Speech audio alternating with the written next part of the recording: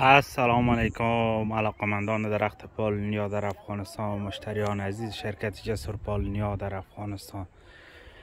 دوستای محترم، آمدیم سر زدیم به یکی از قوریه های شرکت جسور پالونیا که این نهالا را آخر جوزا یعنی نزدیک به سرطان کشت کرده بودیم.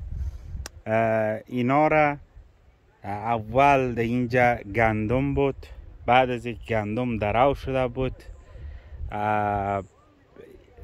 نالایی که این قریه ما نالایی که در مزیر گلخانه میده و بیجان امی رقم افتیدگی ها که مشتری باب نبود خود ما آوردیم در اینجا کشت کردیم. دوستان محترم میبینین رشد درخت پالونیا را. اینی جنسی است که شرکت جسور پرورش میده. فقط و فقط به خاطر تولید تخته و چوب از آن استفاده میشه. دوستای محترم بسیار خوب رشد کرده، کدام مریضی کدام چیز نداره.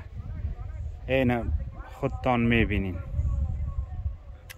دوستای محترم، سال پیش رو کسایی که علاقمند درخت پالونیا هست از امی جنسی که زود کلان میشه و به خاطر تولید تخته و چوب استفاده میشه و تنها این نسل شرکت جسور پرورش میده.